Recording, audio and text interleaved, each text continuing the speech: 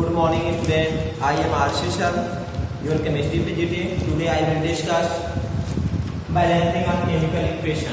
What is balancing of chemical equation? Balancing of chemical equation होता क्या है? The process of making different number of atoms in reactant side and product side is equal in chemical equation is known as balancing of chemical equation. How will balance chemical equation?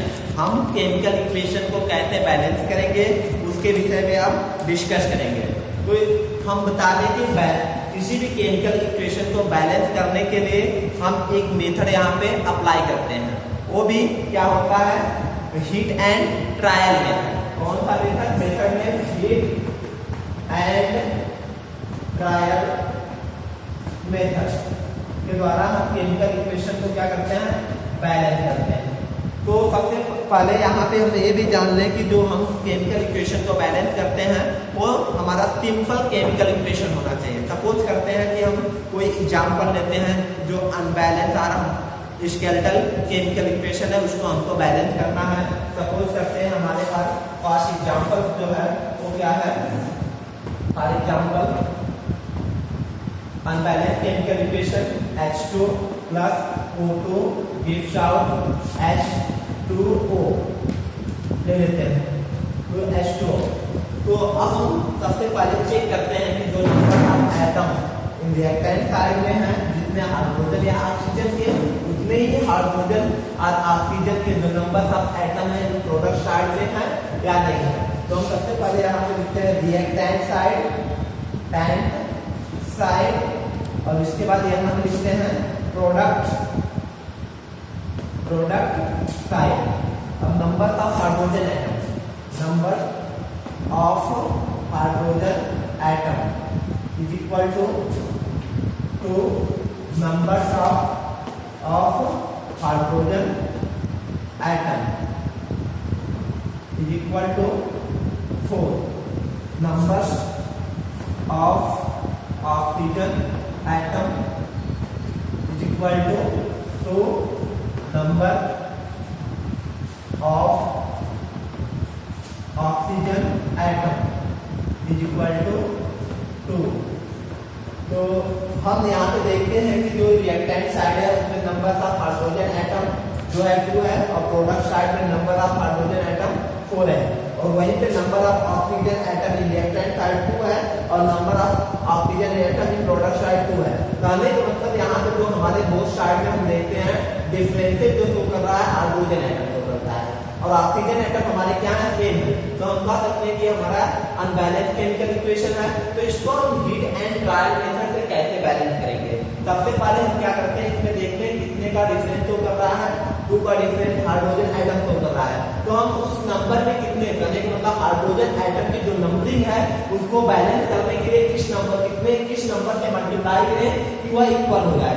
तो हम यहाँ पे देखते हैं इसमें यदि हम 2 से मल्टीप्लाई कर दें तो हमारा इक्वल टू 4 हो जाता है। तो इसलिए हम यहाँ पे क्या करते हैं, जो गिवन हमारा विद अनबैलेंस केमिकल इक्वेशन दिया गया उसमें हम 2 से हाइड्रोजन एटम जो है उसमें रिएक्टेंट साइड में 2 से मल्टीप्लाई कर देते हैं। तो जो नंबर था hydrogen atom in both side equal हो जाता है, जो कि ऑलवेज हमारा क्या ऑक्सीजन एटम इक्वल है बोथ साइड में। तो हम कह सकते हैं this is balance chemical equation.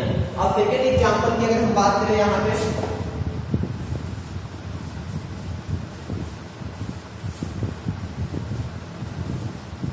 Second example अगर हम ले रहे हैं, सपोज करते हैं कि नाइट्रोजन गैस है और उसके बाद हाइड्रोजन गैस है, उसका हम क्या करते हैं, रिएक्शन जब कराते हैं तो उस कंडीशन में हमको क्या मिल जाता है, एमोनिया गैस फॉर्म होती है NH3। तो यहाँ पे हम अगर देखें अब सेम वे उसी तरह हम यहाँ पे भी प्रोसेस अप्लाई करेंगे, trial heat and trial method. तो यहाँ पे लिखेंगे रिएक्टेंट साइड और प्रोडक्ट साइड राइट कर दिया, प्रोडक्ट साइड राइट करने के बाद हम number of nitrogen atom mention करते हैं। Number of nitrogen atom is equal to numbers of nitrogen atom is equal to 1। numbers of of hydrogen atom is equal to 2 and numbers of hydrogen atom is equal to 3। तो यहाँ पे हम देख रहे हैं कि जो नंबर ऑफ नाइट्रोजन एटम भी बोथ साइड में डिफरेंट है और नंबर ऑफ हाइड्रोजन एटम भी बोथ साइड में डिफरेंट है। तो हम ऐसा कौन सा नंबर सेलेक्ट करें कि नाइट्रोजन में मल्टीप्लाई करें या हाइड्रोजन में या हम एमोनिया में मल्टीप्लाई करें कि बोथ साइड में जो numbers of different types of atoms हैं बोथ साइड में सेम हो जाए। तो उसके लिए हम क्या करते हैं, सबसे पहले यहाँ पे देखते हैं कि हमको अगर यहाँ पे 3 हाइड्रोजन है और यहाँ पे हाइड्रोजन की नंबरिंग क्या है 2 है, क्रॉस मल्टीप्लाई करते हैं तो 3 2 जा 6 हमको कितने हो गए 6 हाइड्रोजन फॉर्म हो गए। और यहाँ पे हमको 6 हाइड्रोजन फॉर्म करना है तो हम इसके फ्रंट साइड में 2 से मल्टीप्लाई कर दें 2 3 जा 6 और इस तरह हमको number of hydrogen both side में सेम हो गए, इक्वल मिल रहे हैं और नंबर ऑफ नाइट्रोजन भी सेम मिल रहे हैं। तो इस तरह हम कह सकते हैं कि हम क्या किया हाइड्रोजन में 3 से मल्टीप्लाई किए और एमोनिया में हम क्या किए 2 से मल्टीप्लाई किए। तो इस तरह हम देख रहे हैं कि यहाँ पे अगर मल्टीप्लाई करने के बाद अब चेक करेंगे कि जो नंबर ऑफ हाइड्रोजन है या नंबर ऑफ नाइट्रोजन है बोथ साइड में सेम है या नहीं सेम है, इक्वल है या नहीं इक्वल है। तो number of nitrogen here 2 in the left side and number of nitrogen in product side is equal to 2 and number of hydrogen atoms 3 2 6 है and number of hydrogen atom in product side is equal to 6। तो both side में हम देखते हैं कि जो number of nitrogen और hydrogen है सेम है या इक्वल है तो this is balance chemical equation. ये हमारा केमिकल इक्वेशन क्या हो गया बैलेंस हो गया। तो इस तरह हम केमिकल इक्वेशन को अनबैलेंस केमिकल इक्वेशन को हम क्या करते हैं हीट एंड ट्रायल मेथड के द्वारा जो सिंपल हमारे केमिकल इक्वेशन दिए होते हैं उनको हम हीट एंड ट्रायल मेथड के द्वारा हम उसको बैलेंस कर सकते हैं। अब नेक्स्ट हम टॉपिक की बात करेंगे types of chemical reaction. Types of chemical reaction, types of chemical reactions. Some important types of chemical reaction are as follow. First name is combination chemical reaction. Second name is decomposition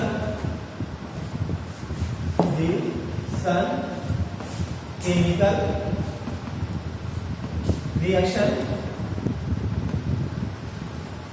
Third name is displacement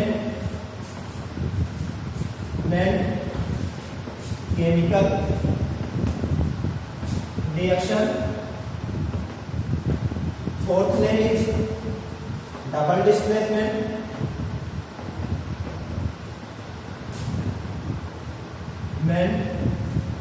chemical reaction.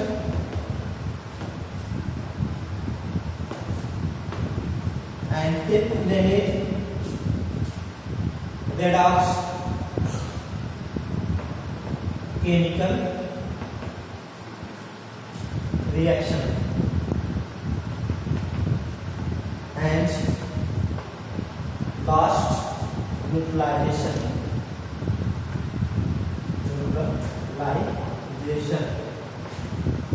chemical reaction. तो first of all हम बात करेंगे combination chemical reaction क्या होते हैं। जैसा कि नाम से ही पता चल रहा है एकदम कि कॉम्बिनेशन मींस कंबाइन होना, और कंबाइन जब भी होता है तो उसमें एक सब्सटेंस या एक कंपाउंड या एक एलिमेंट कभी किसी दूसरे से कंबाइन होगा। तो इसके लिए हमको क्या कितने सब्सटेंस या कितने एलिमेंट या कितने कंपाउंड की जरूरत होती है। जब भी होगी तो कॉम्बिनेशन के लिए हमको कंबाइन करने के लिए मोर देन वन, मतलब एक से अधिक। हम कह सकते हैं कि कॉम्बिनेशन रिएक्शन क्या है कि combination reaction are those reaction in which 2 or more substances chemically combined to form a new chemical substance. This process is known as combination reaction. तो हम कह सकते हैं कि केमिकल जो हमारा रिएक्शन कॉम्बिनेशन है उसमें क्या होते हैं, दो या दो से अधिक हमारे सबस्टांस क्या होते हैं, केमिकली कंबाइन होके एक न्यू सिंगल सबस्टांस को फॉर्म कर सकते हैं। तो इसमें हम यह भी बता सकते हैं कि टू एलिमेंट और टू से मोर एलिमेंट केमिकली कंबाइन होके एक new single substance by chemical property द्वारा प्रोवाइड कर सकते हैं। या सेकंड थिंग यह भी बोल सकते हैं, दो या दो से अधिक एलिमेंट बोला गया। अब हम यह भी बोल सकते हैं कि दो या दो से अधिक हमारे क्या है, कंपाउंड केमिकली कंबाइन होकर न्यू कंपाउंड फॉर्म करे, सिंगल कंपाउंड फॉर्म करे। या यह भी कह सकते हैं कि हमारा एक एलिमेंट और उसके बाद हमारा अदर जो है हमारे कंपाउंड से रिएक्शन करे, तभी वो हमको क्या फॉर्म करता है, कंपाउंड फॉर्म करता है। एलिमेंट से कंबाइन करके तभी कंपाउंड फॉर्म करेगा, कंपाउंड से कंबाइन होकर कंपाउंड फॉर्म करेगा, और उसके बाद एलिमेंट और कंपाउंड आपस में कंबाइन करके तब भी हमको क्या है, एक single new single compound form करेंगे। तो हम यहाँ पे कॉम्बिनेशन रिएक्शन की बात कर रहे हैं। तो कॉम्बिनेशन रिएक्शन अब हम इस प्रकार इसको हम इसका एग्जांपल रिप्रेजेंट कर सकते हैं।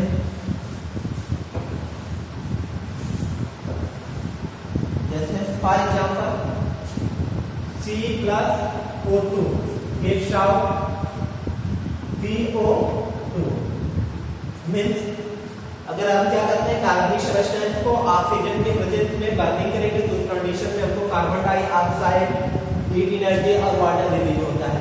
लेकिन यहाँ पे कार्बन प्लस ऑक्सीजन तो कार्बन डाइऑक्साइड। सेम वही से सेकंड एग्जांपल की अगर बात किया जाए 2C+O2, तो यहाँ पे हमको क्या है, carbon monoxide, 2 moles of carbon monoxide gas form होती है। और सेकंड थिंग अगर हम बात करें CaO plus CO2 means calcium oxide का जब हम रिएक्शन कार्बन डाइऑक्साइड से कराते हैं तो उस कंडीशन में ये दोनों सबस्टेंस या दोनों कंपाउंड आपस में केमिकली कंबाइन करके हमको क्या फॉर्म करते हैं, कैल्शियम कार्बोनेट जिसको हम चॉक बोलते हैं। नेक्स्ट कैल्शियम ऑक्साइड जब हमारा वाटर से केमिकली कंबाइन होता है तो केमिकली रिएक्शन करता है, तो उस कंडीशन में हमको कैल्शियम हाइड्रोक्साइड क्या फॉर्म करता है, कैल्शियम हाइड्रोक्साइड। तो इस तरह हम कह सकते हैं कि ये हमारे क्या है, ये सब हमारे कॉम्बिनेशन रिएक्शन को रिप्रेजेंट कर रहे हैं। क्योंकि यहाँ पे एक एलिमेंट है वो हमारा क्या कर रहा है, दूसरे एलिमेंट से हमारा ऑक्सीजन से रिएक्ट कर रहा है, तो उस कंडीशन में कार्बन मोनोऑक्साइड दे रहा है। उसी तरह यहाँ पे अगर हम देखें कार्बन है ऑक्सीजन से रिएक्ट किया 2 मोल्स, तो वहां पे आपका क्या कार्बन मोनोऑक्साइड फॉर्म हुआ। कैल्शियम ऑक्साइड मींस क्विकलाइन जब कार्बन डाइऑक्साइड ड्राई आइस से रिएक्ट किया तो इस कंडीशन में कैल्शियम कार्बोनेट फॉर्म किया। And calcium oxide means quicklime water से रिएक्ट किया कैल्शियम हाइड्रोक्साइड जिसको हम सलाइन लाइन बोलते हैं। तो इस तरह हम देख रहे हैं सब जगह क्या है, 2 हमारे सबस्टेंस केमिकली कंबाइन हो रहे हैं, तो वहां से हमको क्या फॉर्म हो रहा है, एक न्यू सिंगल सबस्टेंस फॉर्म हो रहा है। तो हम कह सकते हैं क्या है, कॉम्बिनेशन रिएक्शन को रिप्रेजेंट कर रहा है। अब सेकेंड जो कि हमारा केमिकल रिएक्शन है वो हम बात करेंगे decomposition reaction.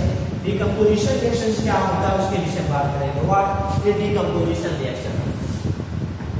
Decomposition reaction, what is decomposition reaction? तो हम बात करेंगे डीकंपोज मींस होता है स्प्लिट अप। डिकम्पोज मीन्स क्या होता है, स्प्लिट अप। कहने का मतलब हम कह सकते हैं कि ऐसे केमिकल रिएक्शन जिसमें हमारा क्या है, एक सिंगल सबस्टेंस क्या हो वो स्प्लिट अप हो बाय केमिकल प्रॉपर्टी के द्वारा, तो उसे हम क्या बोलते हैं, डिकम्पोजिशन रिएक्शन।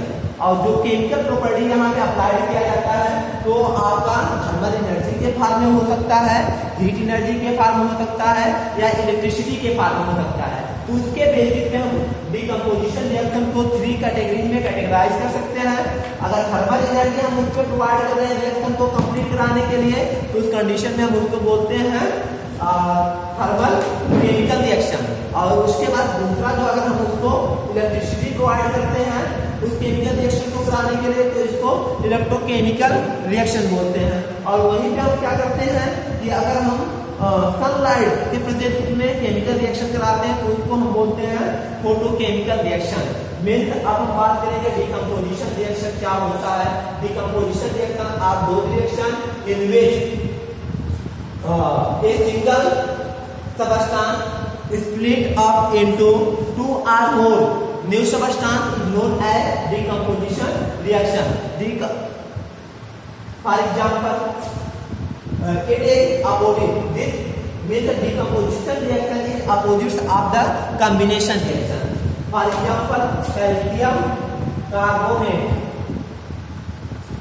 को जब हीट करते हैं तो उस कंडीशन में हमको calcium oxide plus carbon dioxide form होता है। तो यहाँ पे हीट एनर्जी प्रोवाइड कर रहे हैं। इस केमिकल रिएक्शन को कराने के लिए हम हीट एनर्जी यहाँ पे क्या कर रहे हैं, प्रोवाइड कर रहे हैं। तो इसलिए ये क्या हो रहा है, हमारा ये थर्मल रिएक्शन को शो कर रहा है। थर्मल रिएक्शन, ये थर्मल रिएक्शन को शो करता है। और सेकेंड थिंग अगर हम बात करें कि अगर हम सिल्वर क्लोराइड है AgCl टू AgCl, तो इस कंडीशन में हमको क्या फॉर्म होता है, 2Ag प्लस Cl2। तो यहाँ पे हम कह सकते हैं कि यहाँ पे हमको क्या होता है, तो AgCl मतलब ग्रेइश वाइट, ग्रेइश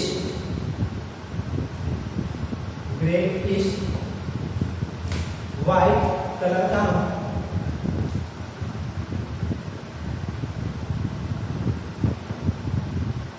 व्हाइट एक कलर देता है सिल्वर का। और इसके बाद दूसरा ये हमारा होता है जो ये आपका येलोइश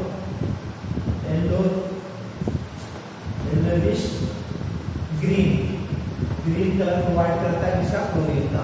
और सेकेंड ये आपका कौन सा प्रेजेंट ऑफ सनलाइट, किसके प्रेजेंट में होता था, लाइट के प्रेजेंट में होता है।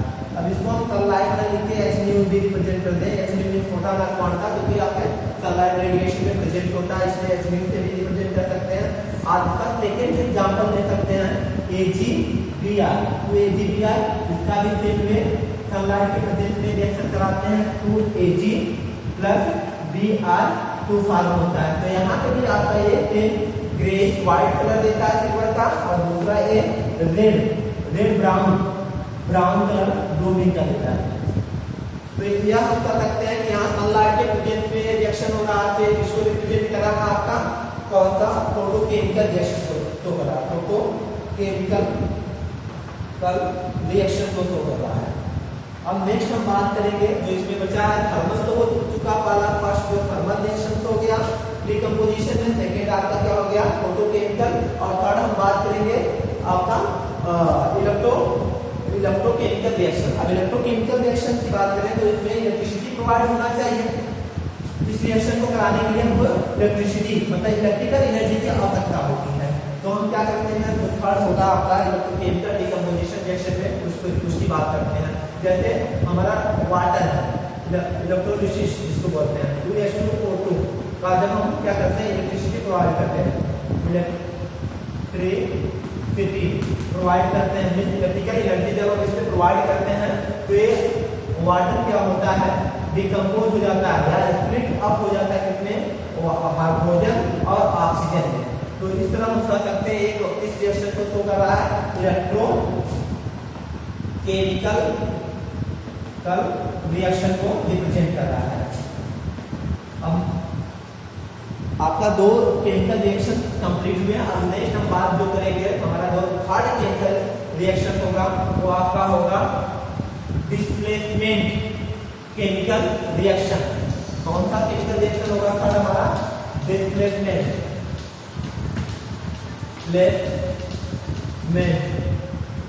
Chemical reaction. Displacement chemical reaction को क्या होता है, डिस्प्लेसमेंट केमिकल रिएक्शन क्या होता है, जैसा कि नाम से ही पता चला है डिस्प्लेस करना, मतलब इसमें हम कह सकते हैं those chemical reaction in which more reactive element displace less reactive element from the compounds is known as displaced chemical reaction. कहने का मतलब इसमें आपका एक मोर इलेक्ट्रोनेगेटिव एलिमेंट दिया रहता है और एक कंपाउंड दिया होता है। तो उस कंपाउंड का जो लेस रिएक्टिव एलिमेंट होता है उसको या मोर रिएक्टिव एलिमेंट क्या करता है, डिस्प्लेस कर देता है, मतलब उसके प्लेस पे चला जाता है और वह उसके प्लेस पे चला जाता है मोर रिएक्टिव एलिमेंट के प्लेस पे। तो इस तरह के जो केमिकल रिएक्शन होते हैं उनको हम बोलते हैं डिस्प्लेसमेंट केमिकल रिएक्शन बोलते हैं। जैसे फॉर एग्जांपल हम बात करें Fe plus CuO gives out FeO plus Cu। तो यहाँ पे Fe जो है मोर रिएक्टिव एलिमेंट है Cu से, जो हमारा कंपाउंड दिया गया है कॉपर ऑक्साइड, उसमें से ये क्या करता है, जो आयरन मेटल है वो कॉपर मेटल को क्या करता है, डिस्प्लेस कर देता है। और डिस्प्लेस करने का उसका रीजन क्या है, क्योंकि आयरन जो होता है नॉन रिएक्टिव होता है कॉपर से, इसलिए आयरन कॉपर मेटल को क्या करता है, कॉपर ऑक्साइड से डिस्प्लेस करके हमको न्यू कंपाउंड फॉर्म करता है आयरन ऑक्साइड, और उसके बाद ये कॉपर देता है। तो हम कह सकते हैं कि यहाँ पे मोर रिएक्टिव एलिमेंट क्या हमारा आयरन है और लेस रिएक्टिव एलिमेंट क्या है, कॉपर है। तो आयरन कॉपर को डिस्प्लेस करके हमको ये रिएक्शन को कंप्लीट करा देता है। तो आप लोगों के मन में एक यह भी क्वेश्चन उठता होगा कि कैसे सर बता रहे हैं कि मोर रिएक्टिव होता है लेस रिएक्टिव, तो इसके लिए आपको एक्टिविटी सीरीज आपको जानना पड़ेगा। एक्टिविटी सीरीज क्या है, मैं उसको अभी मेंशन यहाँ कर दे रहा हूँ। जैसे मैं बोलता हूँ कि एक्टिविटी सीरीज जो होता है का, ना, बा, का, मोगल, अली, जन, फी, ओ, नी, सन, कु,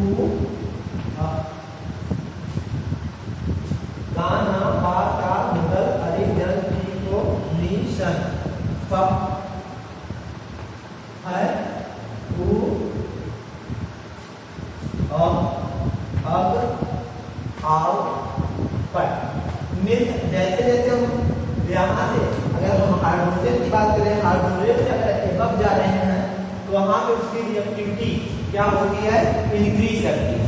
यहाँ पे रिएक्टिविटी इंक्रीज कर रही है।